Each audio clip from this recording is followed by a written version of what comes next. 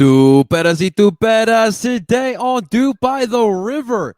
What a statement your Philadelphia Union left up in Yankee Stadium. We're going to discuss the Union's last match against NYCFC. We're going to look ahead. It is international break, so the panel is going to let me know about the USMNT. Discuss the frustrations of Colombia. Ladies and gentlemen, please do not go anywhere because you do not want to miss this episode of Dupe by the River. And let's get this started, guys. Done! Dupe by the River doesn't do anything well. There is not one. I'm sorry. There was no creativity. As a Union fan, I take that all day. Another DP. We need to go get Mario Balotelli. And that is right. Welcome, everyone, to Dupe by the River, the show where we follow everything Philadelphia Union. And, of course, we are brought to you by Philly Sports Network. Before we dive into today's episode of Dupe by the River, ladies and gentlemen, real quick, make sure you guys hit that like button so we can push this out to some further Union fans. And, of course, subscribe to El Parcero Philly's YouTube channel. We always broadcast live on here, so make sure you guys subscribe and never miss out on an episode of Dupe by the River. And you're able to find Dupe by the River wherever you stream podcasts. You can find that on Apple, Google, Spotify. Find it under PSN Radio, and you can find all of your favorite Philly Sports Network podcasts. If I'm not mistaken, we need to give it out before we start off to Flip the Birds, Philly Sports Network, Philadelphia Eagles podcast, who got on new free agent acquisition Zach Pascal on their podcast. That's an epic interview right there. So make sure you guys are subscribed to PSN Radio. All right, ladies and gentlemen, let us introduce to you today our panel of duping experts here. And first off, ladies and gentlemen, let us welcome on Justin Gazdak for NYC Mayor Friedberg, who's fresh off of some U.S. Open Cup fever. What is up, Justin? How you feeling, man? I'm doing pretty good. Yeah, last night Westchester United with the upset of FC Motown. That game was wild. Then I turn on the Ocean City Nor'easters game. The next night. Oh my God, that was. Oh, they lost on penalties. I didn't even see that. Yeah, they play literally. It was so windy and rainy that there were some times where the PK taker would have to move the ball several times just to keep the ball sitting still long enough for them. It went, I think, 7 or 8 rounds. It was crazy, but U.S. Open Cup. After 2 years. First of all, thank God Atlanta can shut the hell up with the recurring championship. That got old after the first year. Haha, we get it. We don't have Open Cup this year, so they can shut up about that. But you always forget how the early Open Cup games are just bonkers. So there was some wild shit. But soccer. That's why they call it the beautiful game, and that's why these cup runs. There's always a Cinderella team every year that makes some kind of a run. So who knows it'll be this year? Is ACFC in the U.S. Open Cup this year? I don't think. I forget. That's who I'm rooting for in this area. Other than maybe it might be Maryland Bobcats, because I know Maryland Bobcats won. I think it was NISA. So not sure. I forget how the qualifiers work. Justin, there's in American sports, there's nothing like the U.S. Open Cup, right? You never because having an Orange County FC making it far into the tournament, you don't see anything like that. I guess March Madness to an extent, but it doesn't get the love it deserves. Yeah, and then people forget it's the oldest tournament in this country. I mean, Lamar Open Cup has been around since the early 20th century. It is literally the oldest tournament in North America, and it's crazy that we haven't had a lower division team win it since, what was it, the Rochester Rhinos, I believe. It's a now rebranded Marty's FC, New York, whatever it is. I think they're in MLS Pro. Yeah, they're playing. Right. They're playing in the first game against St. Louis on Friday night. And it's supposedly a sellout in St. Louis for it's their MLS affiliate down there, their second team, which will play a game with their first team. So that's what we'd like to see, gentlemen. an expansion club or already having their MLS Next club already playing and seeing some support. That is definitely freaking awesome. Well, you already heard him. You think Roman Berkey's gonna go play in MLS Next? Hey, I don't know, but all I know is that Josh Yarrow is the captain for St. Louis. So got to talk about former Union players on expansion teams. Like, yeah, what was it? Watching Charlotte beat New England this weekend, and Derek Jones subbing in, and I'm like, oh, wait a minute, when did Derek Jones? And someone went, yeah, he was traded there like 3 days ago. I'm like, okay, at least I'm not like crazy. Like this just happened. Yes, sir. Yeah. Yes, sir. Well, you heard him already, ladies and gentlemen. Please welcome Tim Lovinguth to the show. Tim, it is always a pleasure seeing you, my brother. Yeah. I do have to bring it up because your lovely wife, I think it's fair to say she was the president of the Aurelien Collen fan club. And of course, definitely in Philadelphia. Yeah. Yes. Yes. Yeah, there's no doubt. There's no doubting that. And of course, he unfortunately, it's sad because we got the El Senior retirement, and now we got the Aurelien Collen retirement, hanging the boots up. How's the household holding up here today with this this news that dropped today? Yeah, it's sad. It's gonna be fine though. He was already not on this team, and we were kind of talking about it when preseason was going on. We were like, all right, Collen's not on any of these rosters. He hasn't played in a preseason game. And based on his Instagram account, he was down in Venezuela with his wife. Nice. So I was like, yeah, I don't think he's coming back if he's down in Venezuela. Yeah. It was kind of weird that the club didn't announce anything until now. Maybe it was like, hey, maybe he was saying, give me like a month, maybe I'll come back, and he just doesn't want to. No, I think that's probably giving both of them. It's like, hey, you want to come back, you can, but here's the expectations of like, like he's gonna be pretty much fifth string because Brandon Craig is now a center back and playing well. So that's how that goes. But no, I mean, he had his last years in Philly. In his final game, he almost did the unthinkable. He turned back the clock. He looked like the player in 2013 when he won MLS dude. That was like him and Finlay were a lockdown pair, and it was just wild to see them playing so well. We're like, who is this Aurelien Collen? Like, this is really turning back the clock. Yeah. Guys, you know what's really impressive about Aurelien Collen's career? So he had a 14-year senior career, and then of course he played in his youth career. He played in Sudan. He played in Spain, obviously France. But then you look at his senior career. Started in Belgium. Went to Greece, went to Wales, went to Portugal, and then he obviously comes to the United States with the MLS, Sporting KC, Orlando City, the stinking energy drink team from New York, and of course the Philadelphia. That's kind of an impressive career that he put together, young Collen there, guys. Yeah, he won pretty much everything. He won an MLS Cup. He won a US Open Cup with, I believe, Red Bull. Yes. I could be wrong about that. Did they not win? No. KC? No, sorry. They won a Shield. Yeah, he won a U.S. Open Cup with KC. He won the Shield with Red Bull, and then he won the Shield with the Union.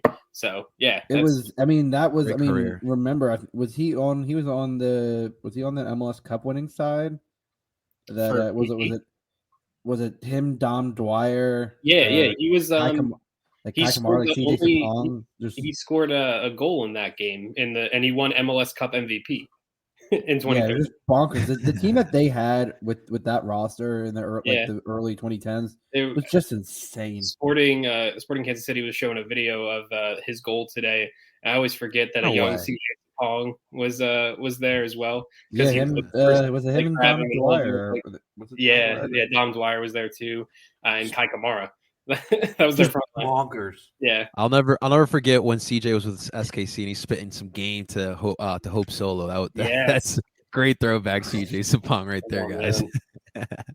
Well, gentlemen, let's move on to our current squad because I don't know about you guys, but I truly felt like this past Saturday the Union really put together a monumental statement win, an early statement win against NYCFC.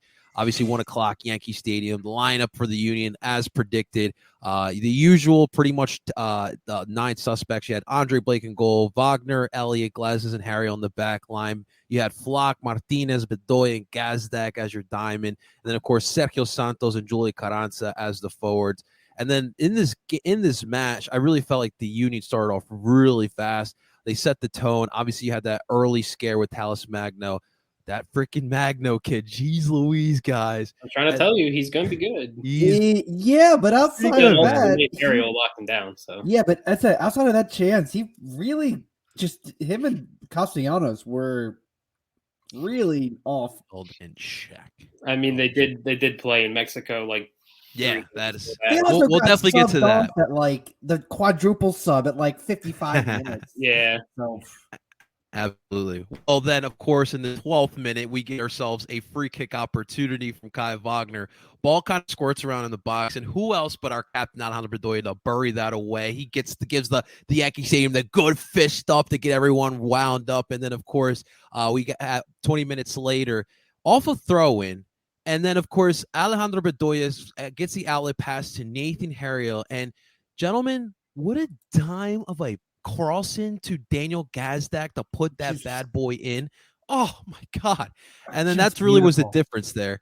And of course, in the second half, there was some chippiness, there was some back and forth. We had Castellanos getting into it, Blake. You had Sergio putting his hands on Castellanos' neck. Disco might be looking at that one. Yeah. They're not. They're not actually. Really? They took a look at that altercation and they said that there's no further action for anybody. Okay. Wow, that is kind of survived a little bit there. Yeah, as well, yeah. I thought Sergio was going to get suspended. Or they were just going to wait till Friday and be like, he's suspended again. Absolutely. So look, guys. So like this match to me, obviously people are going to bring up the whole CCL thing, and like that is definitely a bit of a factor, right? But when you consider the way the Union played Union soccer on Saturday, the way I looked at it, and they capitalized on an opportunity right here.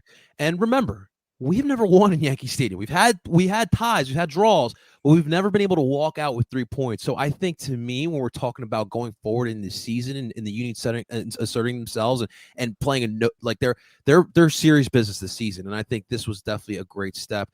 Tim, my man, so let's start this off, brother. Like your biggest takeaway here from Saturday afternoon in Yankee Stadium, man. There's so many things, but I think it's just that the Union are actually for real. I mean, we kind of knew this already, but you never really know when you come into a season. And 4 games is still a really small sample size, but you're starting to see the teams that have it together and the teams that really don't. And the Union are one of those teams that really have it together. I mean, you even look at something as serious as, a starting right back, getting pulled after week 1 for a 20-year-old homegrown, and that 20-year-old homegrown comes in and makes it his position. And there's no doubt, like, at all anymore, like this is Nate Harriel's spot. So yeah, like, I don't know. It's just that the Union are for real for me. Like, they 10 points from 4 games, first in the Eastern Conference, tied for first in MLS with LAFC and Real Salt Lake. So like, they're for real for me. That's my takeaway. What about you there, Justin? The one thing that I can definitely say is that Daniel Gazdag is your boy just brimming with confidence, and it is so apparent how he's the goal scoring 10 that they were looking for. He's attacking the ball in the box. I mean, first off, Nate Harriel, just chef's kiss, just perfect pass. I mean, could not have been weighted any better. Curls around the entire defense, just absolutely bonkers. And Gazdag, like, I mean, if you looked, Alexander Collins is keeping Gazdag on side by a mile because he's the farthest defender back. And, it looked good. It on that goal. Like you said, if you looked at it, Sergio with the header. Yeah. Carranza settles that down. Pass it over to Bedoya. It's initially behind Ali. Yeah, that when Carranza has enough time to kind of turn, twist, look. Harriel's making that run. If you look, and Kevin Kincaid broke it down at a really, really nice video. Shouts to Kevin You Kincaid. can see the NYCFC left back is having to he's in that holding pattern where he has to either wait or commit. And no matter what, he has to commit to Nate Harriel. But the problem is the pass is so perfectly weighted to Nate, he can't really close out. And it's just a beautiful pass. On the first play, if you look, I don't know if it was unintentional, but Julian Carranza with a kind of a slight, like, he just... Nah, he meant to do that. Yeah. He meant to. Honestly, we like watching it. We were, our game wrapped up, so we had everybody, we were watching and we're like, did Carranza actually mean that? Because initially you couldn't tell, and it was just the faintest of touches. And I don't know what Tati was doing. Like, he kind of laid off, and then Carranza was just able to get that space, and Allie's creeping back post. And I don't exactly love Ian Joy, but he mentions, he goes, that high line killed NYCFC because it let Allie get a perfect chance. And I will say, for once, VAR getting it right. Because I mean, on that Sean Johnson long ball clearance, I don't know what the NYCFC announcers were looking at. From the earliest moment, we're like, well, one, that feels soft for a red card, but two, you're like, oh my god, that's a handball. That's a handball. That's really a handball. See, you had the NYC commentary. I had JP losing his goddamn mind. He was like, how is this not a handball? This needs to be a handball. Yeah, like the red card is not a handball. It's like, oh no. Ronnie Dyla was like flabbergasted. And it's like, you can literally see he uses the arm just to trap it. And I'm like, that's a handball. Yeah. Regardless if it was intentional, you can't use. But the Union, they made it, and people are like, oh wow, they only had 27% possession. They don't need possession. Like, the Union, I keep referencing to when Danny said it. The Union aren't a defensive team. They just attack so well that it helps they have a solid defensive core. And they don't need many chances. And as Mike said earlier, Uwa hasn't even played, and I am so glad that he did not play. And that already this week, we have seen him sprinting at training, that he is full, he is ready. He cannot wait, man. And I think you unleash him on Charlotte. I feel sorry for Christian Fuchs, because that man is just gonna get torn to shreds. Absolutely. So one point I brought in because I thought because Kevin broke it down perfectly on the Gazette goal, the throw in really is what everything started. So if you guys remember, I was questioning in the DOOP by the River group chat of the of bringing Thomas Gron. The throw-in coach. Yeah. So how much is that an influence into this now? It's an influence. You joking? Yeah. And I think that you guys are right. Boy, that guy just got more money. There you go. And I think that's the thing. I think having a throw-in specialist or working on plays from throw-ins, I think more teams and more coaches are starting to realize that that's an important piece. Yeah. Because think about it. If a team's not settled and you throw that ball in, launch a quick counterattack or switch to play, like, it can influence. It's just as good as a free kick. It is just as good as a dead ball situation, because then you have time to you have plays that you can set up. And it was very quick. It was Sergio heading it, and then Karan's it was boom, boom, Allie waits, passes to Nate, and then goal. Like, it was within, what was it, 15, 20 seconds that play breaks out. It's like, I mean, everything on that NYCFC field happens within 10, 15 seconds, though. So it's not, maybe we have baseball games. To see a similar play on a normal field to know if that's how fast you're going to be on their switches off a throw-in. Like, now the real question is, do the Union get like one of the Yankees World Series banners? Is that how we finally win? NYCFC didn't. Then we know that for sure. No one wants those. No. AK Gaming was really the point. Why am I not watching Colombia right now? It's actually a good point that we brought up before this. CONMEBOL streaming rights in America honestly blows. Yeah. It is owned by Fubo Sports. I am not paying $20 a month just to watch 8 Colombia matches a year. To me, that just doesn't make sense financially. I do sometimes watch off the illegal streams, but tonight obviously we have to record that's a podcast. That's better than what was it, like $60 at one point? It was almost like a pay-per-view price for those rights. And plus the Cooligans aren't there either, so I'm not going to spend money. It's like no, they're in Mexico. Fubo Yes, is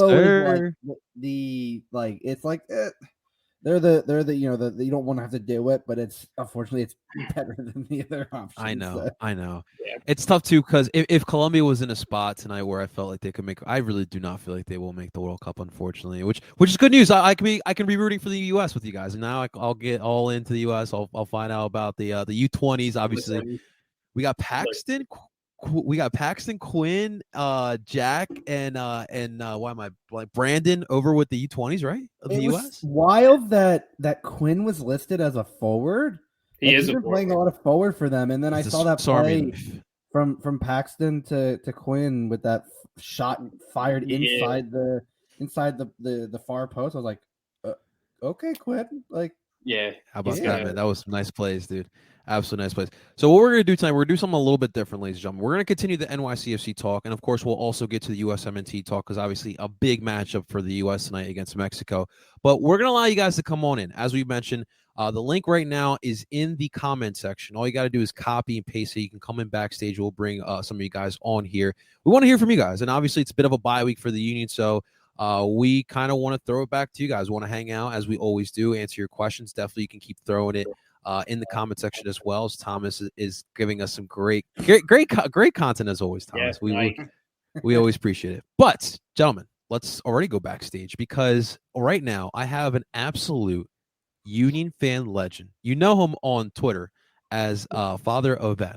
But please, ladies and gentlemen, welcome on in the legend himself, Jeff Mitchell. What's going on? Hey. What's up, brother? Not much, man. Great to see you guys. It's good seeing you, my man. I had to wait for Justin to get done his rant. 10 minutes. No, I'm just kidding. What's up, I was Justin? gonna say, listen, that's kind of how this show operates. Try being on the podcast all the time and having a thought. You have this thought. You're like, I really want to say something.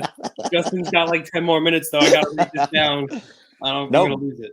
But how big is that win, man? Get the monkey off our back, win in Yankee Stadium, exercise some demons, and just turn the page. I think the best start in franchise history. Like I said, just taking that monkey off our back of winning on that postage stamp of a field, but huge win for the Union. Jeff, I always think of you as the epitome of a Union fan. I mean, you've been there since day one, like negative like 20 or negative 200th day, right? So when NYCFC came in the league, did you ever anticipate it would take that long to get a win in that crappy stadium? No, but then again, it's I remember a time back, that it felt like we were never going to win at Red Bull Arena either. The Union have exercised so many demons, especially over the past 3 seasons. It's a whole different ball game now, and people are finally caught on that they can't sleep on the Union. People made fun of us not spending. People made fun of the academy products coming through, but I have the luxury of seeing a lot of behind the scenes, but this leadership and this FO does have a great vision, and everyone's seeing it get executed. Even with Jim Curtin, I goof on people, but I do love all our fellow Union fans. But it's like so many people wanted Jim out, but he was building this culture in the academy, and now you're seeing guys that will go to battle for Jim, and even these new guys like Carranza's getting a little hot tempered, but you got to love that he has a fight for this team already, and he's only been here for a few months. We need it. We need that. We honestly, can't remember the last time we've had a young, hungry striker that eager to get stuck in, to get into the dirty areas, and maybe he's got to tone down the yellow cards because for sure he's got a little bit of first season El Brujo in him, but that's a good thing, man. You can always rein a guy out, but you can never get a guy that excited and that fired up about playing for a team. So yeah, it's like I said, I trust Jim to rein him in, but the fact that he's come in the squad and has been so he was been Philly since the first whistle, and just love seeing the guy play. like I said, hopefully he will ease on the yellow and red cards so he doesn't miss too many games. But I love the attitude.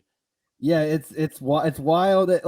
And I think it goes to show that, I mean, we all know the dumpster fire that Miami currently is, but it's clear that, like, why was he he's only stuck behind Gonzalo Higuain because of the big money.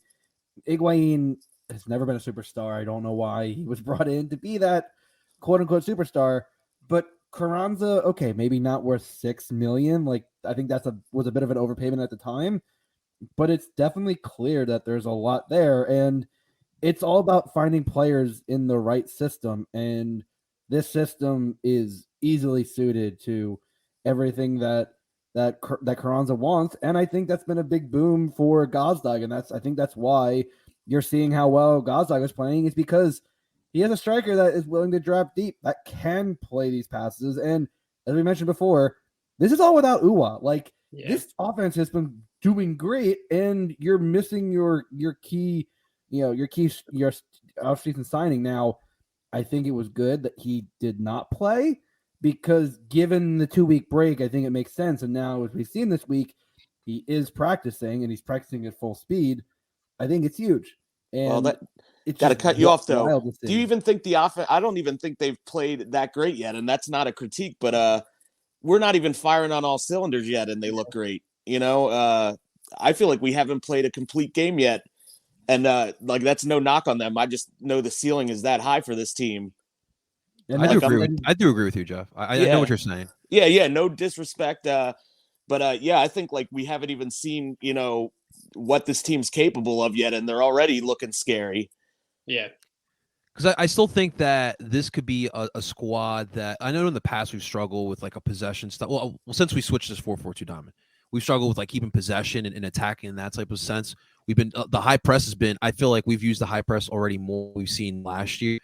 And I do think that I want to see that evolution of it. So far, we've done a great job of forcing teams into bad situations, creating those turnovers, but there are going to be those sides who do know how to get out of that. So are you going to be able to hold on to some possession and be able to move the ball like that? So I do see what you're saying, and I think that this is still not a perfect product. And remind you, I mean, we still, like you guys just mentioned, we still haven't seen Ua. We still also haven't seen Carranza together playing. So I think that the ceiling is still higher, and I still think there's more to see, but I completely get what you're saying, Jeff. And what's the classic MLS statement that you don't even really know what you're getting until about 7 weeks in, which is kind of true. Everyone's finding their footing. We're starting earlier with all the crazy Long World season. Cup and stuff. Yeah, but this team's primed, and they're deep too, which is scary. And seeing guys like Harry will come in and, just dropping crosses on a dime, and just the composure he has at that age, I see the 4 guys in this chat right now, and I know that we were nowhere near as composed at that age. Yeah. Oh God, no. If you had told me at 20 years old that you'll be a 20-year-old is dropping dimes and controlling players, putting guys in his pocket. Having Magno in his pocket, having these players and just God, I was not that composed at his age. So, like I said, that just shows the culture that Jim and the front office are building, and even props to Ernst Tanner, because like you said, with Carranza, people were boohooing and bellyaching before we got Mikel in, but he was a no. Why not take a chance? You get an option to buy a $6 million striker, and you get a free loan for a year. What the hell? It's one of the smartest moves in Philadelphia front office history of all the sports. Yeah, man. With an option to buy. We don't even know what that price is, but it's definitely not $6 million that Miami paid. But hey, if not, you ride or die and you build the depth at the striker position. But it seems like the guy really loves being here. Like I said, you just see a fire in him. And to me, that's not just him playing for a contract or money. He seems like he loves the squad in the city. So we'll see what happens. Mike Thomas letting us know that he is not composed yet at this age.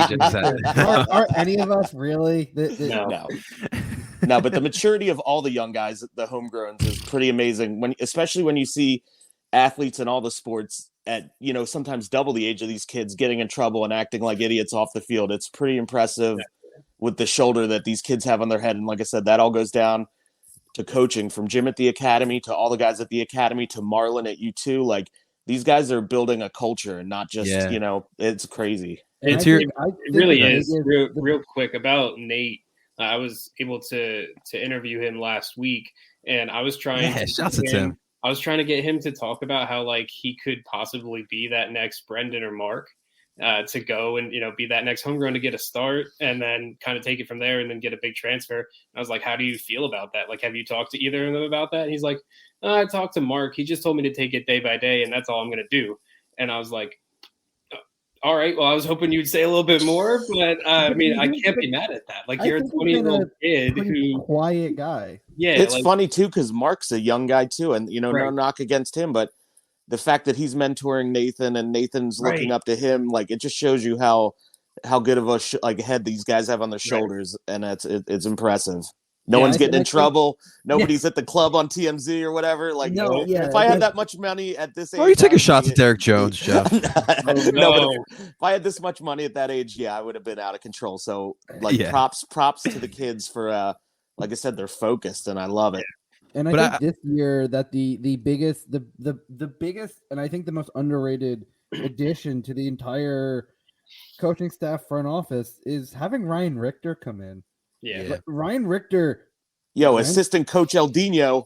Yeah, let's go. Think about it. He came through. He played at all those lower levels.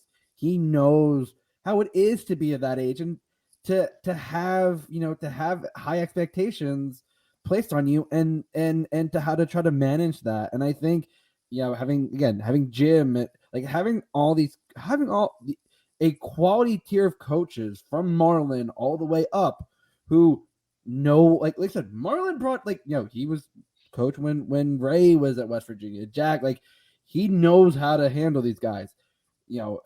Being able to steer young talent in this way and have them say bide your time, take it day by day, to instill this mentality in them it's I think it's underestimated how valuable this coaching staff and this front office staff has been to them. And it's amazing that, given that Jim has had the time to be able to help implement this is big. And in the end, I think you just have to look at it and go we dealt with some shit for the first half of our existence, but it's been worth the grind and the struggle, and now we are reaping the fruits of our labor that we never thought. We were like, they're just gonna keep saying that down the line. Well, no, it came true, and we're reaping, and who knows with whatever the sale of Brendan goes in the summer. Yeah, how crazy is that? 20% of that, the money is going to keep pumping back into the academy where it's gonna look good. Also just look at Brendan, what an ambassador for the club, playing in Europe and having the poise that he has. And like I said, he's another guy. Imagine the head you've had if you saw $50 million price tag on your head. I know I would be, a complete idiot. So I'm glad to see that, even his dad, Rusty, and, they focus on being a good player and a good person, which is something as a youth coach that I try to do. Cause, if you're a super talented person, sometimes, you think that you can operate on a different, set of rules than other people, but these guys seem to really put team first, and that's huge. Even seeing the rookies, I know sometimes in the locker room they have to clean up after the veterans and stuff like that is great, man. I love it.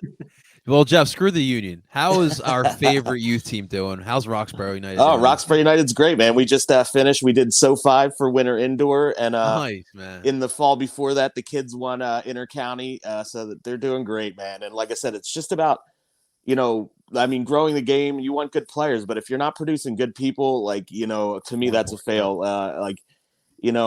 And like I said, you can do both, and the Union are showing that. And like I said, that's why even we're a Union affiliate, because we believe in that too. And it's crazy now that kids, like I tell people all the time, my son was born in 2010, so this generation will not know a team without Philadelphia soccer, and knowing that they can play in their backyard because they're seeing all these guys from local get out there and do it is pretty amazing. So like think about even the generation before, like Zach Steffen and Pulisic, like we kind of just missed out on those guys. Yeah.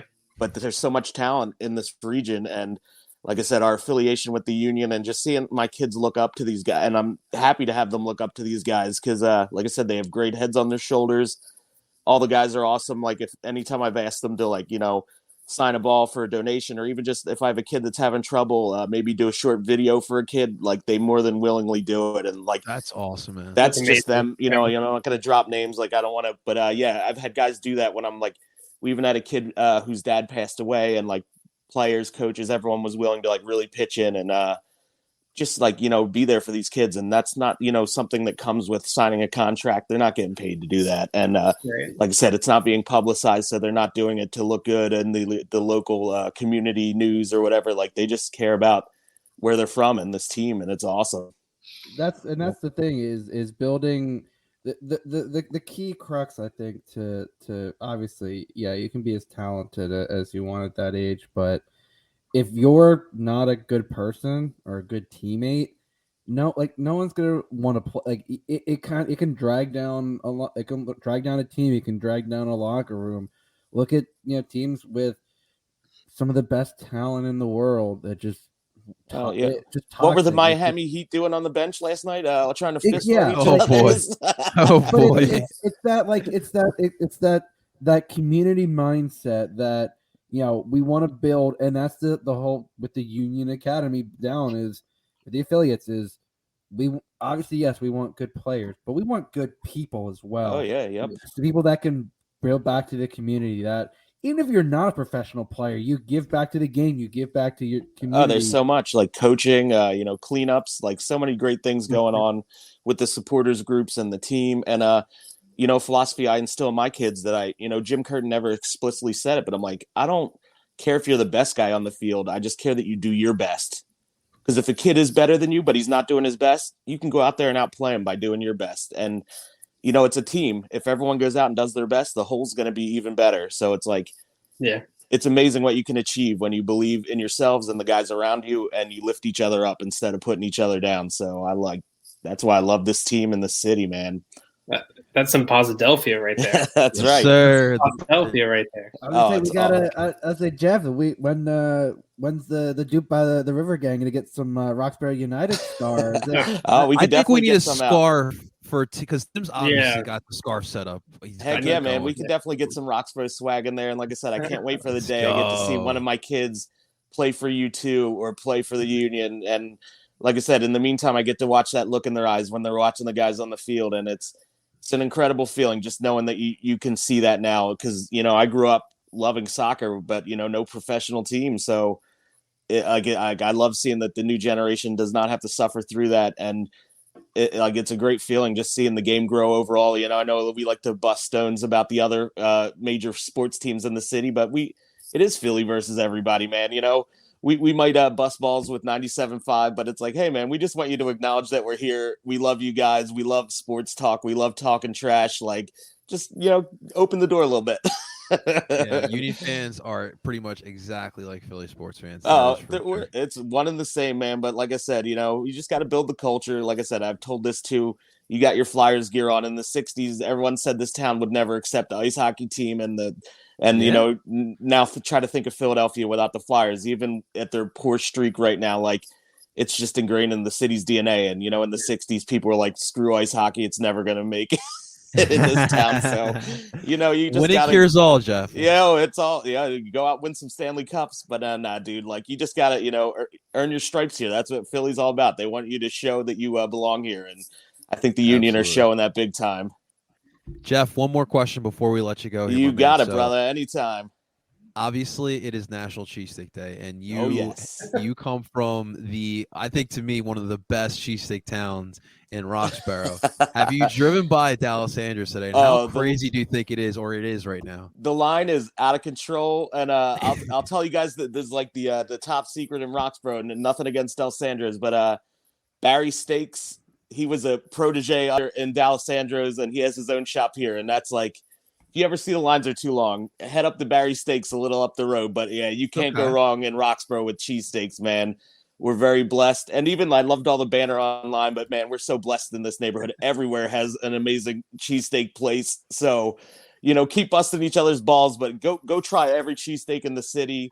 But like I said, if that line's too long at Del Sandro's, go up to Barry Steaks and then come hang out. I'm like a block away from there, so come hang out. Hey, there you go. That's why you listen to Dude by the River. That's why we bring Jeff on here to give you that great insider information. cheesesteak. Yes, info absolutely. right there. But not love you guys, and thanks for growing the game and keeping it positive, and love what you guys are doing, and I'll make sure we get some Roxborough swag for you guys in the background. Let's go. That's Absolutely. awesome. Jeff, thank you so much, my man. We'll keep in touch. All right, brother? You got it, brother. Anytime. Hey, let's go. Ladies and gentlemen, father of Ben, Jeff Mitchell checking on in. It's always a pleasure talking to him, man. He's always just like a ray of sunshine. You can never like have a frown on your face when you're talking to Jeff, man.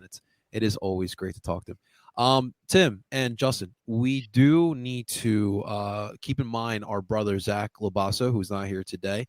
But ladies and gentlemen, if you haven't heard, the Azzurri, what happened? ¿Qué pasó?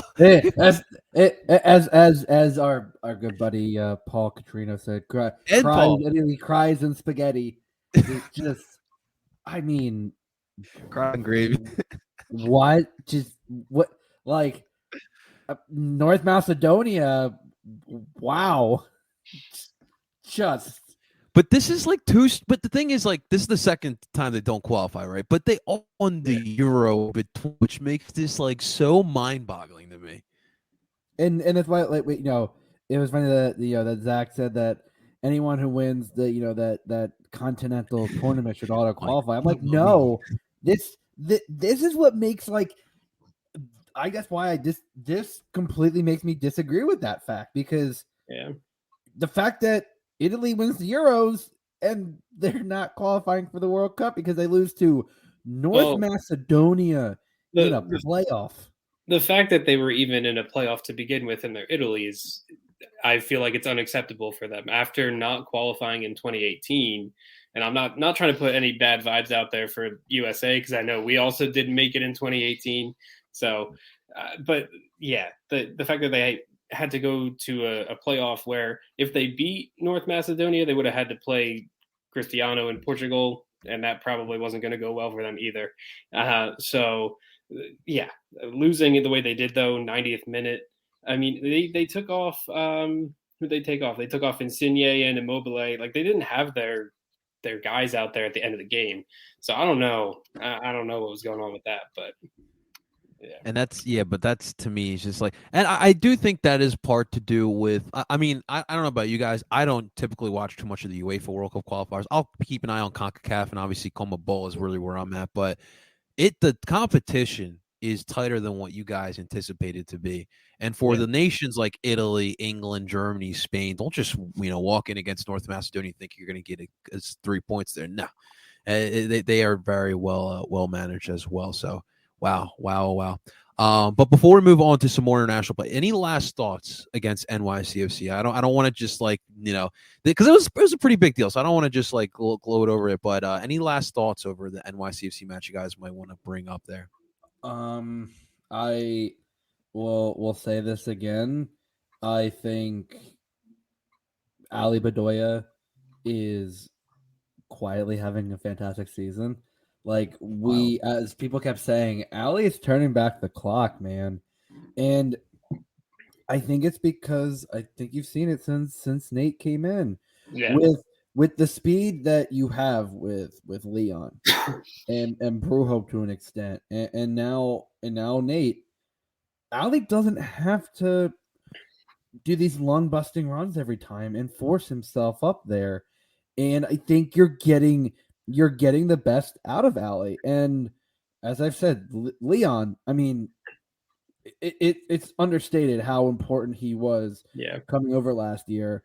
And what he does, just being the as I say, the dustbuster, the Swiffer of the midfield, cleaning everything up, allows Ali and Brujo to focus on the good aspects of their game. And the midfield is just chugging along. And Ali, again, I've said Ali turning back the clock is really showing that it is great to have all these young players, but it is never understated how important it is to have veteran leadership, and especially veteran leadership like Ali, who is very crucial to, I think, to inspiring and teaching these young players how to really, how to coach them up, how to, pick them up when, because you said you might see him be vocal and animated, but he kind of leads by example on the field. He's not screaming at everybody. He's just he he'll take his side. Like I said, players have said it. They'll take he'll take them aside in practice if he just if he just saying, hey, showing them how to do things. And I think that's the staple of a good leader and why he's been the captain for as long as he's been. That's true. It just does feel as well that, and I'll throw this to you, Tim. It feels like Ali and Harriel's chemistry has like merged much more smoother than what him and Mbaizo had when they were playing together on that right side. I mean, it could very well be that. I don't know if Nate does anything better than Mbaizo going forward. I mean, we saw the assist and it was great, but I mean, we always talk about Mbaizo being that, fullback that wants to get forward. I think it more so comes on the defensive end. But it could also be the fact that Nate might be more of a humble guy and willing to listen to the captain. And Nate kind of even talked about it when I was talking to him, because I asked him, I was like, how is that partnership with Bedoya? It looks like, both of you are kind of clicking.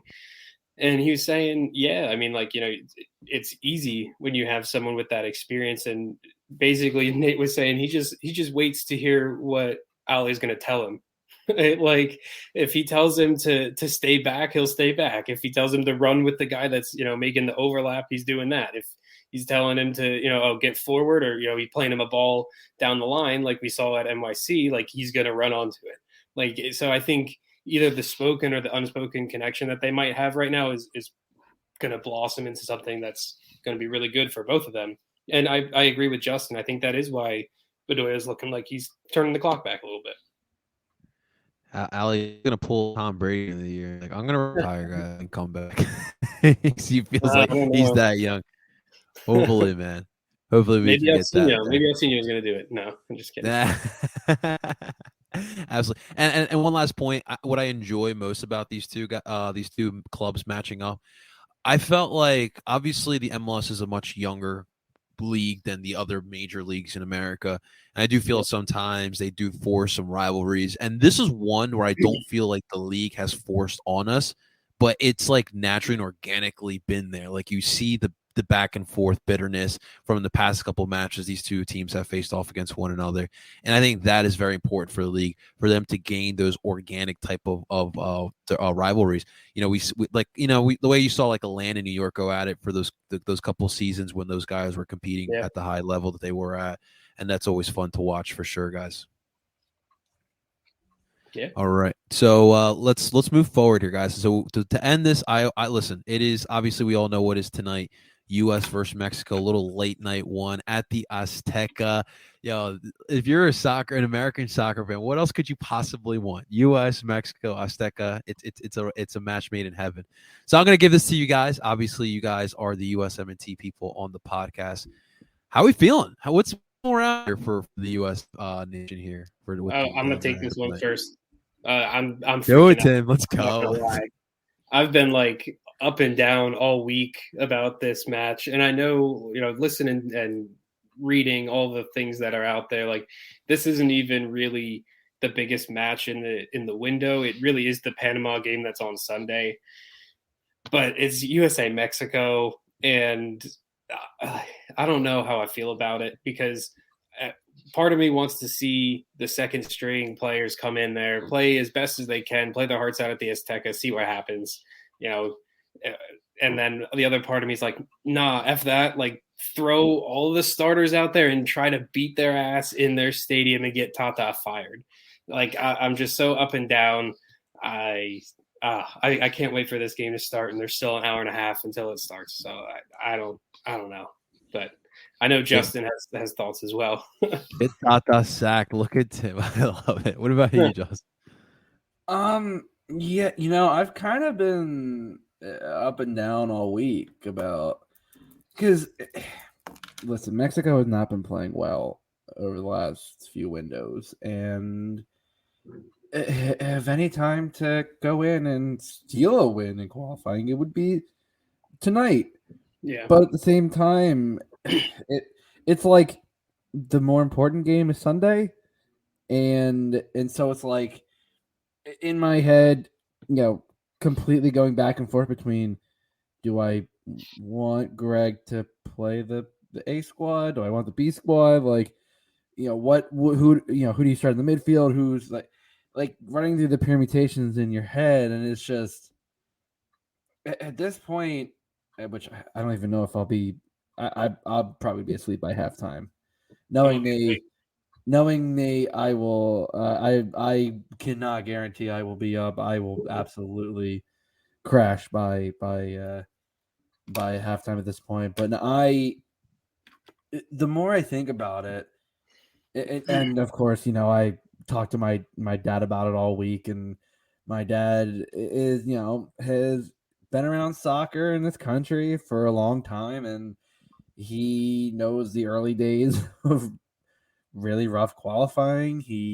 I directly remember 2017, just sitting on the couch, quickly looking at my phone, sort of going, no, like if this draw still happens, like we still got it, and it was like he's like, oh, they're not gonna, he's like, he's still in that mindset, and rightfully so, of are they really going to qualify? And at the end, I still think they will qualify.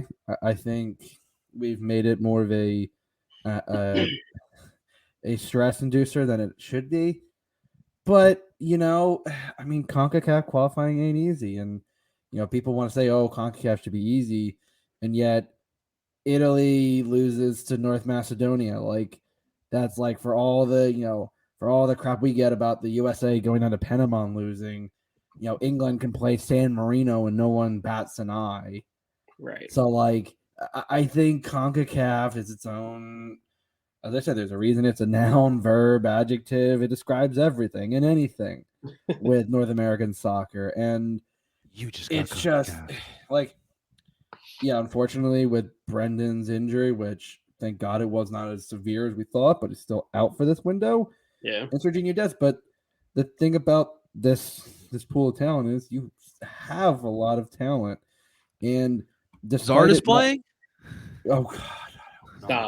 Stop right now. Stop it. No.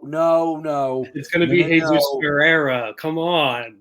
Hey, you Guy's not much know me better. on that. Stop. I just did that because Justin gets triggered every time I say yes, it'll no, all these men's national team fans, when they hear the word Yazi and Zardes, like something goes off in the brain, just like. I mean, it was the I had the same reaction when the Cooligans on their podcast, it was last week's episode, mentioned that Giassi going to the Union would be a great fit, and I'm like, no, what? Stop it! Keep it like I don't hate Giassi, but we don't need him. No, stop They're it. They're NYCFC fans. They just want to see us struggle. It's fine.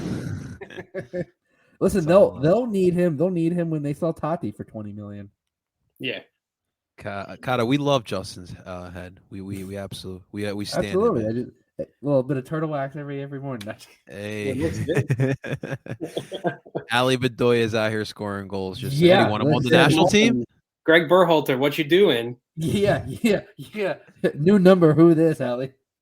Well, I did say, like, there was a point, I think a couple of years ago, I was like, well, Michael Bradley's getting calls. Why isn't Ali at least getting at least one call? I never understood that one. That was in the dark times. We don't talk about the dark times after 2017. It's like process years for the Sixers. Like, there was the travesty of not qualifying for 2018, then the dark times, and then we came out of that in the Nations League semifinals. There's after the pandemic. There's pre-TNT, the dark times, and Nations League. Yeah, Yeah. All right. Well, I did want to bring something up CONCACAF wise, because I'm obviously looking at my Colombian national team. I'm looking at Panama, who I mean, from my understanding, they were going through some sort of a rebuild of their own after making the World Cup in 2018.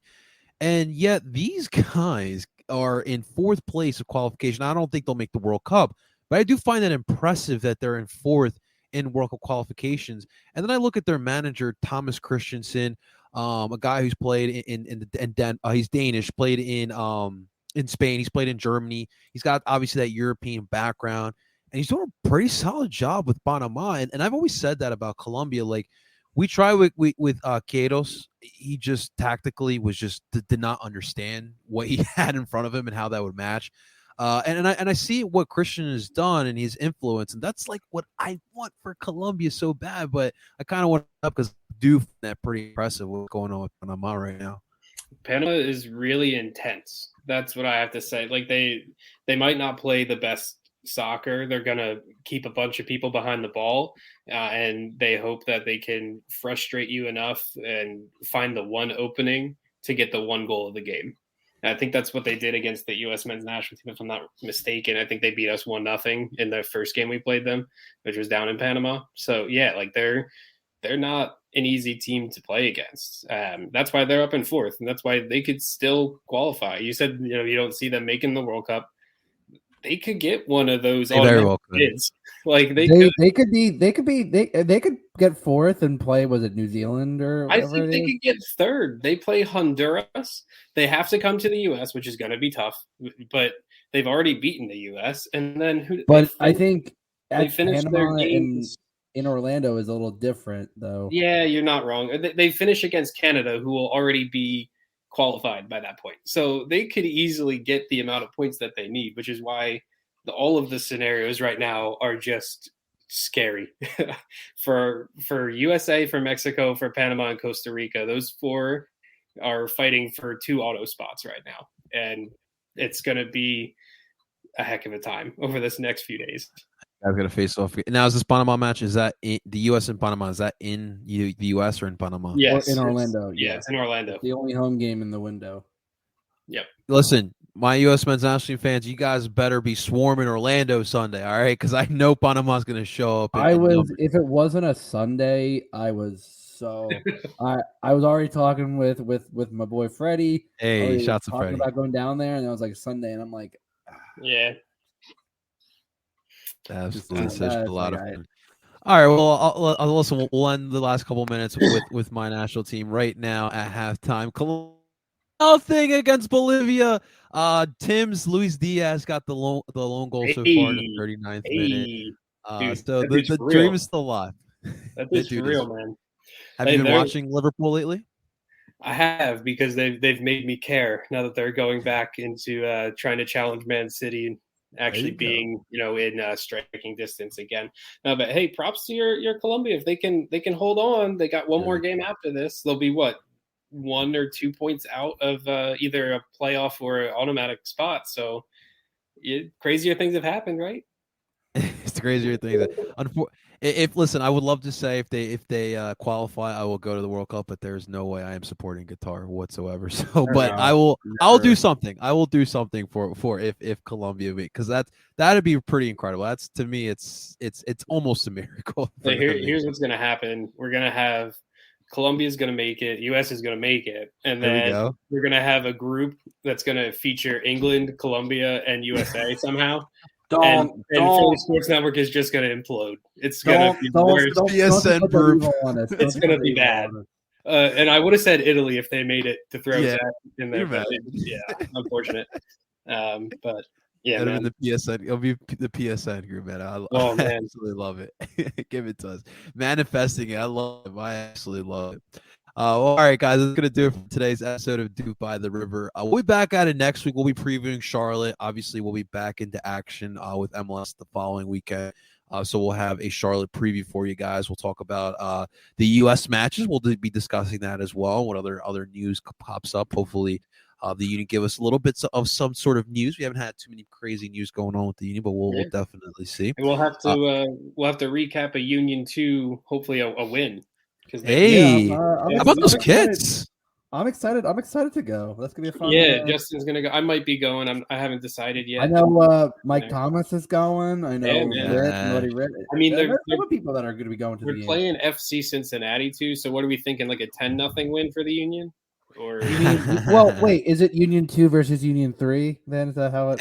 I mean, technically, who knows? Is Ray It's Gaddis too big. It's pretty funny. Pretty much, right? They're copying everything we're doing here. So that's pretty good. Awesome stuff. All right, guys. Well, that's gonna do it for another episode of Dupe by the River. We really appreciate Jeff and everyone else, Mike in the comment section, Kata. We had AK Gaming as well in the section. Thank you for everyone tuning on in. Make sure you guys hit that like button and subscribe. More Dupe by the River will broadcast every week live for you guys. And of course, if you guys want to check out us on any of the podcasting streaming sites, you can find us wherever you stream podcasts. We are under PSN Radio, and you can find all of your favorite PSN Radio podcasts on there as well. Ladies and gentlemen, that is Justin Gazdag for NYC Mayor Friedberg. That is Tim Lovinguth. Of course, I go by the name of El Parcero Philly, and we're telling you guys to do on. Talk to you guys next week.